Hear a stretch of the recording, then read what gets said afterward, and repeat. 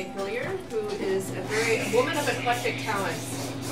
She has a background in what we call it, wilderness activities and kayaking and psychology, and she's a photographer. She's artistic in many other ways as well. And she's recently embarked on a filmmaking adventure, which she'll, I'm sure, share that with you as well. And this is her latest series of photographs.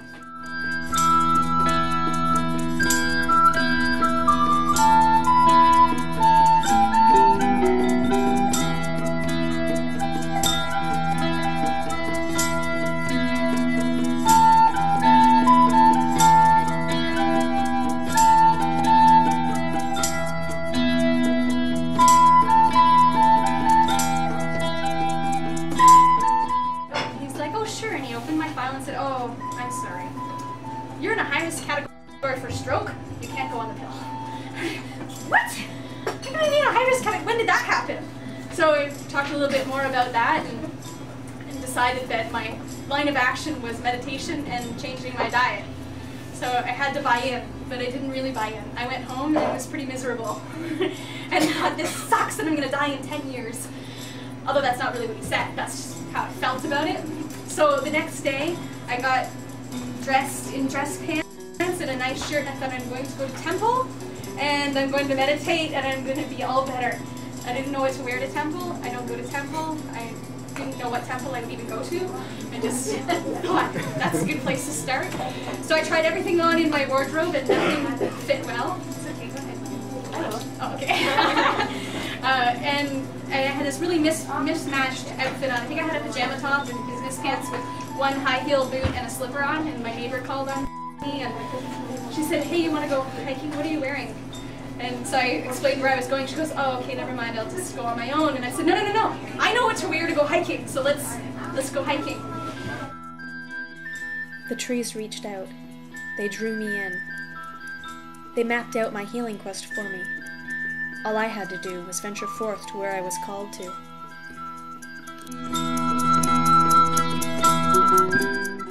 This was my first lesson, finding my wild temple, the sacred space.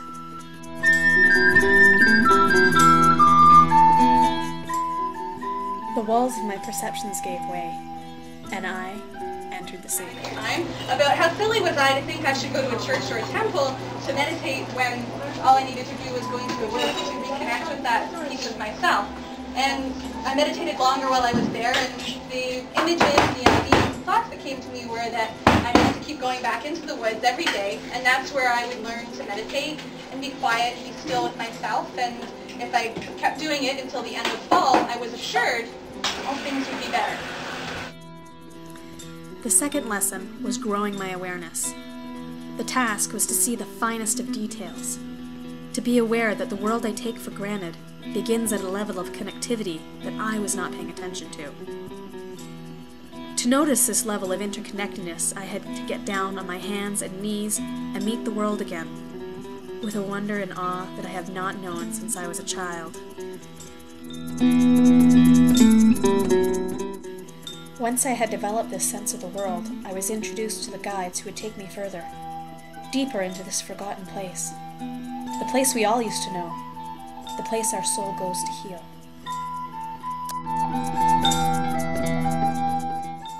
Though I had always seen these beings, they were now inviting me to share their existence with others, to collect the messages of the earth, of the environment, of the animals, of humanity itself. I was being asked to shift the perception of those who could not see beyond themselves, to open their eyes. That's a real tree spirit, too. The sentinel is the one that really grabbed me. Yeah, me too. I like that one too. But that one is... What's that one? That one's a nice one too. That's the bat, isn't it? Is that the bat? I was most delighted with how they would pose for the camera, and the way their eyes were caught on the film, detailed enough to see the gleam in them. I had to sit for hours waiting for the old men of the rock to appear, these ancient entities with nowhere to be and no one to answer to. I left the bustle of the forest to enter the quiet of the earth. The throbbing silence was so easy to get lost in. There, in that place of rock and darkness, one is forced to confront the shadows. I sat in still silence. After weeks of meditation in my wild temple, I was called to go deeper, to begin to show those closest to me this world of absolute connection. I took my 2 boys camping mid-October, and we shared the experience of the world of wood and rock folk. They, of course, had never left that world of magical wonder, so it was for me another lesson. Who is the real teacher?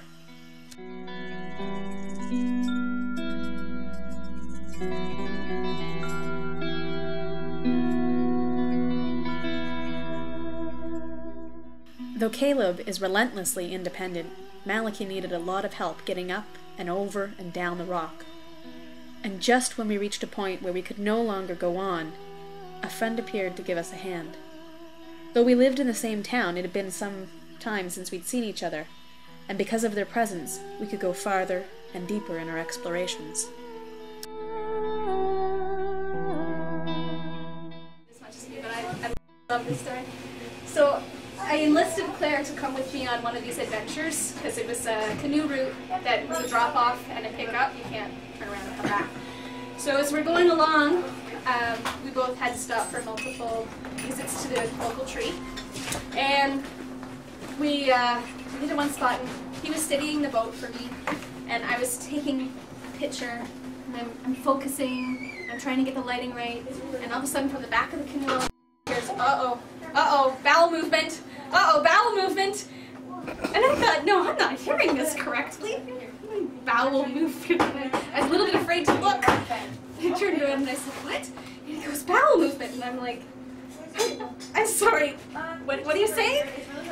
I'm sorry, I moved the bowel. Bowel movement. Bowel movement. So, anyway, it's my favorite little funny remembering about what was happening there. There was no toilet emergency. Just a little movement from the bowel. I've grown to know that it is not in times of comfort I realize my strength and ability, but in times of complete aloneness. It is scary to intentionally leave the security of that which we know, to try something new, to go somewhere far, and to do it on our own. The portals were the last images I shot, quite fittingly so. This journey has taken me to places I didn't anticipate. It wasn't that I was healed, I fully trusted that would happen. It was how my perspective changed. One may be led to assume by this project that it is my perception of the mystical and magic, the world of the unseen, that has been changed in me, but I have always seen life with these eyes. What has changed is my understanding how I am a part of this world,